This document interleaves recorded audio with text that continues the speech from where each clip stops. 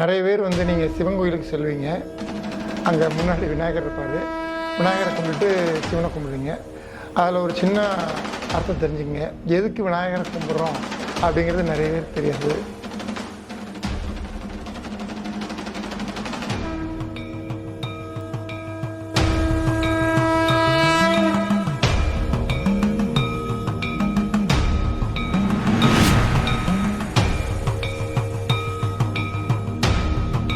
சென்னையில் கபாலீஸ்வரர் கோவில் இருக்குது. அதில் பார்த்தீங்கன்னா என்ட்ரன்ஸில் ஒரு விநாயகர் இருக்கார். அந்த விநாயகர் பேர் வந்து நர்தன விநாயகர். அப்போ நர்தன விநாயகர்னால் என்ன அர்த்தம் அப்படின்னா,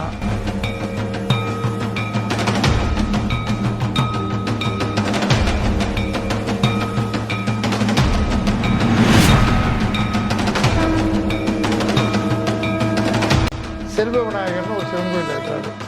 அப்போ அந்த செல்வ விநாயகரை வணங்கிட்டு அங்கே உள்ள சிவன்ட்டையும் அம்பாள்கிட்டையும் செல்வத்தில் பெரிய செல்வம் எது,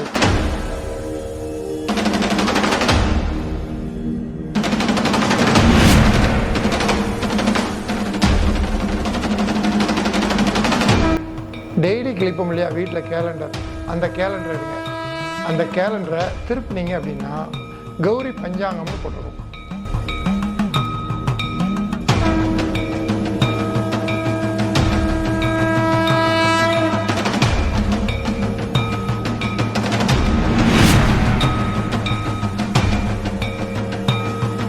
ஒருத்தருக்கு வந்து நோய்வாய்ப்பட்டிருப்பாங்க. அவங்களுக்கு வந்து பார்த்திங்கன்னா எவ்வளோ ட்ரீட்மெண்ட் எடுத்தாலும் நல்ல மருத்துவர் அமைய மாட்டாங்க. அதே கௌரி பஞ்சாங்கத்தில்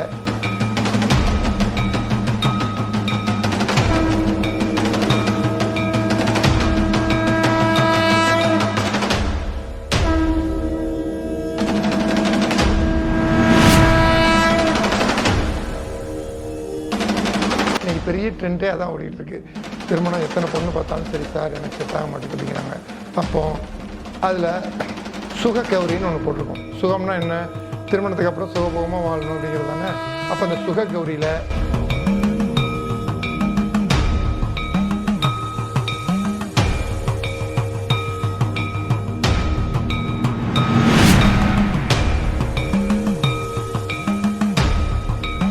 திருமணத்துக்கு பார்க்குறீங்க அப்படின்னா கல்யாண விநாயகர்னு இருப்பார், இல்லைன்னா மங்கள விநாயகர்னு இருப்பார்.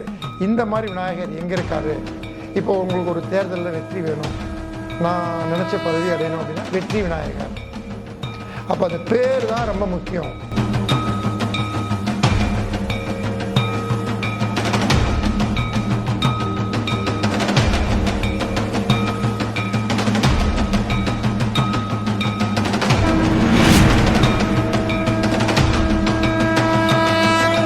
கேட்டுடுங்க, எந்த சிவன்ட்ட போனாலும் சரி அந்த பிள்ளையாற்று உள்ள பேரில் உள்ள கோரிக்கை வச்சா தான் நடக்கும்.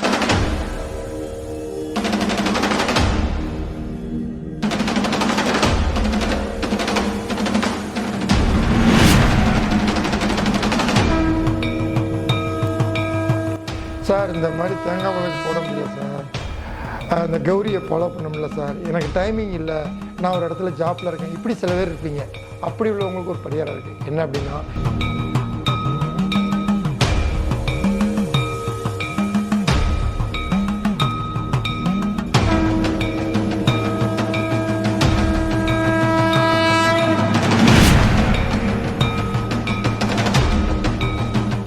ஆதேஷ் ஆன்மீக நேயர்களுக்கு அன்பு வணக்கம். நெல்லை ஜோதிடர் அகிலன் அண்ணாதுரை. இன்று நம்ம முதல்ல பேசுகிறதுனால விநாயகர்கிட்ட ஆரம்பிக்கலான்னு இருக்கிறேன். நிறைய பேர் வந்து நீங்கள் சிவன் கோயிலுக்கு செல்வீங்க, அங்கே முன்னாடி விநாயகர் இருப்பார். விநாயகரை கும்பிட்டுட்டு சிவனை கும்பிடுவீங்க. அதில் ஒரு சின்ன அர்த்தம் தெரிஞ்சுங்க. எதுக்கு விநாயகரை கும்பிட்றோம் அப்படிங்கிறது நிறைய பேருக்கு தெரியாது. எல்லோரும் என்ன நினைப்பீங்க அப்படின்னா, மூலவர், அதனால் விநாயகரை கும்பிட்டுட்டு நம்ம போய் கும்பிட்றோம் அப்படின்னா. இன்றைக்கி அதை அறிஞ்சு செஞ்சிங்கன்னா உங்களுக்கு மிகப்பெரிய ஒரு நன்மை. இப்போ உதாரணத்துக்கு சென்னையில் கபாலீஸ்வரர் கோவில் இருக்குது. அதில் பார்த்தீங்கன்னா என்ட்ரன்ஸில் ஒரு விநாயகர் இருக்கார். அந்த விநாயகர் பேர் வந்து நர்தன விநாயகர். அப்போ நர்தன விநாயகர்னால் என்ன அர்த்தம் அப்படின்னா, கலைகளுக்குரிய விநாயகர். ஆயக்கலைகள்னு சொல்கிறோம் இல்லையா, 64 கலைகளுக்குரிய விநாயகர் அவர். அப்போது இந்த விநாயகரை கும்பிட்டுட்டு நீங்கள் கற்பகாம்பாளையும் கபாலீஸ்வரரையும் வழிபாடு பண்ணுறீங்கன்னு வைங்க. அங்கே போய் கலை சம்பந்தமான எந்த கோரிக்கை வைத்தாலும் சரி உங்களுக்கு உடனே கிளிக் ஆகும். இதுக்காகத்தான் ஒவ்வொரு சிவன் ஆலயத்துலேயும் விநாயகரை ஒரு பேரில் வச்சது. இப்போ உங்களுக்கு உதாரணத்துக்கு ஒன்று சொல்கிறேன்னே, செல்வ விநாயகர்னு ஒரு சிவன் கோயிலில் இருக்கிறாரு.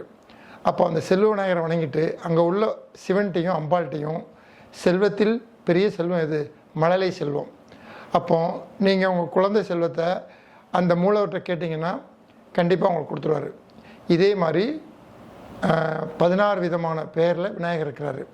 நம்ம எந்த சிவாலயத்துக்கு போனாலும் சரி, முதலில் அந்த கோவிலில் இருக்கிற விநாயகர் பேர் என்ன, அந்த பொருள் என்ன, அதை போய் மூலவர்கிட்ட கூறணும். இப்போ இந்த மாதிரி நர்தன விநாயகரை நான் தரிசனம் பண்ணிட்டு வந்திருக்கிறேன். நர்தனம்னா நான் என்ன சொல்லியிருக்கிறேன்? கலைக்குரியவர். கலைன்னா 64 கலை. சினிமாங்கிறது கலை தான், அப்புறம் ஜோதிடங்கிறது கலை தான், வாஸ்துங்கிறது கலை தான். அப்போ இந்த மாதிரி கலை தொழிலில் யார் இருந்தாலும் கபாலீஸ்வரருக்கு போனீங்க அப்படின்னா நர்தன விநாயகரை கும்பிட்டுட்டு அங்கே உள்ள கற்பகாம்பாளையும் கபாலீஸ்வரத்தையும் உங்கள் கோரிக்கையை வைத்தீர்கள் என்றால் உடனடியாக உங்களுக்கு நடக்கும். அதுக்கப்புறம் நிறைய பேருக்கு சில விஷயங்கள் தடைப்பட்டுக்கிட்டே வருது. சார், எனக்கு நடைமுறைக்கு அது ஒத்தே வரமாட்டுக்கு அப்படின்னு நிறைய பேர் தவிக்கிறீங்க. அதுக்கு இந்த விநாயகர் வழிபாடே ஒரு சிறந்த வழிபாடு. அதை எப்படி கையாளணும் அப்படிங்கிற விஷயத்த சொல்கிறேன். நீங்களும் தடைகளை மீறி நிறைய சக்ஸஸ் பண்ணலாம். அதாவது நல்ல ஞாபகம் வச்சுக்கோங்க, டெய்லி கிளிப்போம் இல்லையா வீட்டில் கேலண்டர், அந்த கேலண்டரை எடுங்க. அந்த கேலண்டரை திருப்பினீங்க அப்படின்னா கௌரி பஞ்சாங்கம்னு போட்டிருக்கும். அந்த கௌரி பஞ்சாங்கத்தில் 1.5 மணி நேரம் ஒரு கௌரி இருக்கும். அதில் நல்ல ஞாபகம் வச்சுக்கோங்க. இப்போ உங்களுக்கு தொழிலில் வெற்றி பெறணும் சார், நான் தொழிலில் வந்து நல்ல ஒரு சைன் பண்ணணும், நான் நினச்ச தொழிலில் அடையணும் அப்படின்னா அதில் லாப கௌரின்னு போட்டிருக்கோம். அப்போ லாப கௌரி எந்த டைம் வருது, அதாவது நல்லா கேளுங்க, சாயந்தரம் வர ஒரு கௌரி இருக்கும், ஈவினிங்க்கு 6 மணிக்கு மேலே இரவு ஒரு கௌரி இருக்கும். 2 கௌரி வரும் ஒரே இதில். லாப கௌரியே 2 டைம் வரும். இதில் அந்த தொழிலை விரும்புகிறவங்களுக்கு லாப கௌரிங்கிறது ஜாக்பாட் நேரம். நீங்கள் என்ன செய்யணும் அப்படின்னா, ஒரு உருண்டை தேங்காய் வாங்கிடுங்க. தேங்காய் வாங்கி ஒரு இலையை விரித்து அதில் 1/2 கிலோ பச்சரிசி பரப்பி தேங்காவை உடைச்சி அதில் நீராஞ்சன விளக்கு சொல்லுவோம் இல்லையா, அதில் தேங்காய் எண்ணெய், அதாவது செக்கெண்ணெயாக தேங்காய் எண்ணெய் ஊற்றி அதில் தீபம் போடுங்க. தீபம் போட்டுட்டு அந்த பிள்ளையார் முன்னாடி அமர்ந்து அவர்கிட்ட உங்களுடைய நியாயமான கோரிக்கை, நான் தொழிலில் நல்லபடியாக வெற்றி பெறணும், அதே மாதிரி ஓம் கம் கணபதியே நமக அப்படிங்கிற மந்திரத்தை 108 முறை சொல்லுங்கள்.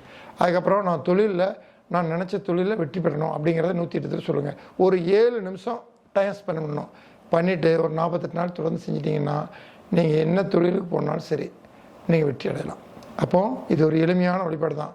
அங்கே போங்க இங்கே போங்க 10,000 செலவழிங்க 5,000 செலவழிங்கன்னு சொல்லலை. ஒரு தேங்காய், ஒரு 1/2 கிலோ பச்சரிசி, தேங்காய் எண்ணெய், தீபம், இதை செஞ்சுட்டு அந்த மூலவர்கிட்ட போய் கோரிக்கையை வச்சிட்டிங்க அப்படின்னா கண்டிப்பாக உங்களுக்கு சக்ஸஸ் ஆகிடும். சரி சார், இது தொழிலுக்கு சொல்லிட்டோம். ஒருத்தருக்கு வந்து நோய்வாய்ப்பட்டிருப்பாங்க, அவங்களுக்கு வந்து பார்த்திங்கன்னா எவ்வளோ ட்ரீட்மெண்ட் எடுத்தாலும் நல்ல மருத்துவர் அமைய மாட்டாங்க. அதே கௌரி பஞ்சாங்கத்தில் ரோக கௌரின்னு போட்டிருக்கும். அது 1.5 மணி நேரம் வரும். அப்போ ரோகம்னா நோய். இந்த ரோக கௌரியில் நோய் யாருக்கு குணமாகணும்னு நினைக்கிறீங்களோ அவங்க இதே பரிகாரத்தை செய்யுங்க. நல்ல மருத்துவர் அமைஞ்சு நல்ல மருத்துவம் கிடச்சி ஒரே ட்ரிப்பில் உங்களுக்கு உடம்பு சரியாயிடும். சரி சார், ஒருத்தருக்கு திருமணம் ஆகலை, இன்றைக்கி பெரிய ட்ரெண்டே அதான் ஓடிட்டுருக்கு. திருமணம் எத்தனை பொண்ணு பார்த்தாலும் சரி சார் எனக்கு செட் ஆக மாட்டேங்குது அப்படிங்கிறாங்க. அப்போது அதில் சுக கௌரின்னு ஒன்று போட்டிருக்கோம். சுகம்னா என்ன? திருமணத்துக்கு அப்புறம் சுகபோகமாக வாழணும் அப்படிங்கிறது தானே. அப்போ அந்த சுக கௌரியில் இதே விளக்கு தான், கரெக்டாக இதே மந்திரம் தான். கரெக்டாக நீங்கள் 48 நாள் இந்த வழிபாடை பண்ணீங்க அப்படின்னா உங்களுக்கு சுகபோகமாக வாழ்கிறதுக்கு நல்ல மனைவி நல்ல கணவன் அமைஞ்சிருவாங்க. அப்போது நிறைய கௌரிகள் இருக்குது. அந்த கௌரிகளை நம்ம சரியாக பயன்படுத்துகிற போது நம்ம கண்டிப்பாக வெற்றி அடையலாம். அப்போது உங்களுக்கு என்ன தேவை அப்படிங்கிறத எளிமையான பரிகாரம் மூலமாக பிள்ளையார்கிட்ட நீங்கள் உங்கள் கோரிக்கை வச்சு சக்ஸஸ் பண்ணலாம். அந்த கோயிலுக்கு போனோம், இந்த கோயிலுக்கு போனோம், 10,000 செலவு பண்ணோம், கடனை வாங்கினோம், அப்புறம் பரிகாரம் பண்ணோம், நடக்கலை, இந்த மாதிரி எந்த விதமான குழப்பமும் வேண்டாம். உங்கள் தெருவில் உங்கள் ஏரியாவில் இருக்கிற எளிமையான பிள்ளையாருக்கே இந்த பரிகாரங்களை செய்யலாம். அதில் ஒரு சின்ன விஷயம் பாருங்கள். இப்போது நோயினால் தாக்கப்பட்டவங்க நிறைய பேர் இருப்பீங்க. அதில் நோய் உங்களுக்கு குணமாகணும் அப்படின்னா நல்லா கேளுங்க. ஓமந்தூரார் ஆஸ்பத்திரிக்குள்ளே ஒரு விநாயகர் இருக்கார். அந்த விநாயகர் பேர் வந்து இயற்கை விநாயகர். அப்போ அவரே வந்து பாருங்கள் மெடிஷனுக்குள்ளேயே இருக்கார் பாருங்கள். அந்த எனர்ஜி அவர்கிட்ட இருக்கும் பாருங்கள். நிறைய டாக்டர்ஸு, நோயாளி, அப்போ அதை சால்வ் பண்ணிகிட்டு இருக்கிறவர். அப்போ ரோக கௌரியை ஃபாலோ பண்ணுறவங்க இந்த இடத்துக்கு போய் இந்த இயற்கை விநாயகரை வழிபாடு பண்ணும்போது உடனடியாக நோய் நிவாரணம் கிடைக்கும். இதே மாதிரி கலை சம்மந்தமானது நான் சொல்லிட்டேன், கபாலீஸ்வரர் கோயில் அப்படின்னு. அதே மாதிரி திருமணத்துக்கு பார்க்குறீங்க அப்படின்னா கல்யாண விநாயகர்னு இருப்பார், இல்லைன்னா மங்கள விநாயகர்னு இருப்பார். இந்த மாதிரி விநாயகர் எங்கே இருக்கார்? இப்போ உங்களுக்கு ஒரு தேர்தலில் வெற்றி வேணும், நான் நினச்ச பதவி அடையணும் அப்படின்னா வெற்றி விநாயகர். அப்போ அந்த பேர் தான் ரொம்ப முக்கியம். அதை செலக்ட் பண்ணி நீங்கள் கரெக்டான வழிபாடு செய்யும் போது 100% வெற்றி பெறலாம். இது ஒரு எளிமையான வழிபாடு தான். இந்த விநாயகரை ஒவ்வொரு சிவாலயத்துலேயும் ஒவ்வொரு நேமில் வச்ச காரகத்துவமே இதுதான். நீங்கள் எந்த சிவாலயத்துக்கு வேணாலும் போங்க, அந்த பேரில் உள்ள கோரிக்கையை அந்த சிவன்கிட்ட சொல்லணும். இப்போ ஒரு சில கோயிலில் பாருங்கள் பிரசன்ன விநாயகர்னு இருப்பார். அப்போ அந்த பிரசன்ன விநாயகருடைய என்னவோ அதை போய் மூலவர்கிட்ட சொல்லணும். இந்த மாதிரி நான் இன்றைக்கி பிரசன்ன பார்க்க போகிறேன், எனக்கு நல்ல ஒரு பிரசன்னம் வரணும் அப்படின்னு சொல்லி பிரசன்ன விநாயகரை கும்பிட்டு போகிறீங்க. அந்த மூலவர்கிட்ட சொன்னீங்க அப்படின்னா நீங்கள் பார்க்கக்கூடிய பிரசன்னம் நல்லபடியாக உங்களுக்கு என்ன நீங்கள் நினைக்கிறீங்களோ அது விழுந்துடும். அதே மாதிரி ஒரு இடத்துல கன்னி விநாயகர் இருப்பார்.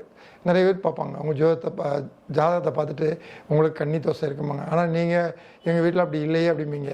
அப்படி இருந்தாலும் கன்னி விநாயகரை கும்பிடும் போது உள்ளே போய் மூலவர்கிட்ட எங்களுக்கு கன்னி தோசை இருக்குங்கிறாங்க, நீங்கள் தான் நிவர்த்தி பண்ணணும் அப்படின்ட்டிங்கன்னா கண்டிப்பாக நிவர்த்தி ஆயிரும்.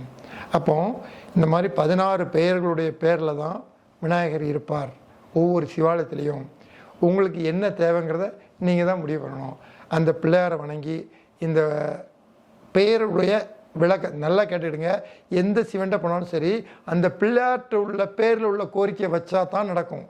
நம்ம என்ன பண்ணுறோம் அப்படின்னா, செல்வ விநாயகர் இருப்பார், நீங்கள் சம்மந்தமே இல்லாமல் ஒரு லிஸ்ட்டு போட்டுட்ருப்பீங்க அங்கே. அப்போ அங்கே அந்த சிவனால் தர முடியாது. அப்போ பேருக்குரிய வேண்டுதலை நீங்கள் அந்த சிவனிடம் வைத்தால் கண்டிப்பாக 100 மடங்கு உங்களுக்கு வெற்றி காத்து கொண்டிருக்கிறது.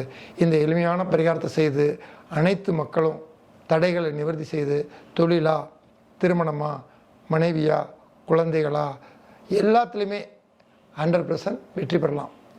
இதுக்கு அங்கே போங்க இங்கே போங்க 10,000 செலவழிங்க, எந்த விதமான டிஸ்டர்பன்ஸ் கிடையாது. அதே மாதிரி ஒரே ஒரு விஷயம் ஞாபகம் வச்சுங்க சார், இந்த மாதிரி தேங்காய் விளக்கு போட முடியல சார், அந்த கௌரியை ஃபாலோ பண்ண முடியல சார், எனக்கு டைமிங் இல்லை, நான் ஒரு இடத்துல ஜாப்பில் இருக்கேன், இப்படி சில பேர் இருப்பீங்க. ஏன்னா எல்லாத்தையுமே நம்ம பார்க்கணும் இல்லையா? அப்படி உள்ளவங்களுக்கு ஒரு பரிகாரம் இருக்குது. என்ன அப்படின்னா, எந்த விதமான டிங்ஸும் வேண்டாம், இந்த கௌரி வேண்டாம். நல்லா ஞாபகம் வச்சுக்கோங்க. டெய்லி பிள்ளையாருக்கு 21 தோப்பகரணம், 21 சுத்து உங்கள் ஏரியாவில் இருக்கிற பிள்ளையாருக்கே செய்யலாம். ஆனால் 21 நாள் செய்யணும். இதுக்கு ஒரே ஒரு கண்டிஷன், அசைவம் மட்டும் எடுத்துடக்கூடாது. இதுக்கு டைமிங் தேவையில்லை, எப்போனாலும் போங்க. அதே மாதிரி எந்த ஊரில் இருந்தாலும் சரி, பிள்ளையார் தான். நீங்கள் மெட்ராஸில் இருக்க கோயில் தான் போகணும், இல்லை பெருங்கலத்தூர் உள்ள கோயில் தான் போகணும், திருநெல்வேலியில் இருக்கும் அப்படி தான் சொல்லலை. நீங்கள் எங்கே இருக்கீங்களோ அங்கே உள்ள பிள்ளையார் மட்டும் கும்பிடணும். நல்லா ஞாபகிங்க. எவ்வளோ பெரிய தடையாக இருந்தாலும் சரி, என்ன கோரிக்கையாக இருந்தாலும் சரி, இந்த 21 நாளில் முடியும் போது உங்களுக்கு சக்ஸஸ் பண்ணி கொடுத்துருவார். இதுக்கு 10 பைசா செலவு இல்லை சொல்லிட்டேன். இந்த பரிகாரத்துக்கு அரிசி வேண்டாம், எண்ணெய் வேண்டாம், தீபம் வேண்டாம். நீங்கள் சுற்றணும், தோப்புக்காரணம் போடணும், ஆனால் சைவமாக மட்டும் இருக்கணும். அதை மட்டும் மறந்துடாதீங்க. டெய்லி குளிங்க, உங்கள் பக்கத்தில் இருக்கிற பிள்ளையார் கோயிலுக்கு போங்க, 28 தோப்பக்கரணம் போடுங்க, 21 சுற்றுங்க, உங்கள் கோரிக்கையை சொல்லுங்கள். எந்த ஊருக்குனாலும் சரி, எந்த பிள்ளையார்னாலும் சரி, பிள்ளையார் திறந்துருக்கும் போது வணங்குங்க, ரொம்ப முக்கியம் அதான். ஏன்னா ஒரு சில பேர்கிட்ட நம்பிக்கை உண்டு, பிள்ளையாருக்கு 3 தோஷம் இல்லை அப்படின்னு. அப்படி இல்லை, நம்ம ஒரு கோரிக்கை வைக்கிறோம், அந்த கோரிக்கையை நடைமுறைக்கு வரணும் அப்படின்னா அந்த பிள்ளையாரோட பிளஸிங் வேணும். அப்போ இதை கரெக்டாக நெறிமுறைப்படுத்துங்க. செலவுள்ள பரிகாரமும் சொல்லியிருக்கிறேன், செலவே இல்லாத பரிகாரமும் சொல்லியிருக்கிறேன். ஒவ்வொருத்தருடைய வசதி ஒவ்வொரு மாதிரி இருக்கும். ஏன்னா அந்த கௌரி அப்புறம் விளக்கு அப்படிங்கிறது ஒரு சில ஜாப்பில் இருக்கிறவங்களுக்கு ஒத்து வராது. இப்போ 6 மணி வரையில் ஜாப்பில் இருக்கிறாங்க அப்படின்னா அவங்களால எப்படி போய் கௌரி நேரத்தை ஃபாலோ பண்ண முடியும், விளக்கு ஏற்ற முடியும்? அப்போ அந்த மாதிரி இருக்கிறவங்களுக்கு இந்த மாதிரி எளிமையான வழிபாடு வச்சுக்கிட்டிங்கன்னா 100% 100 மடங்கு வெற்றி வாகை சூடலாம்.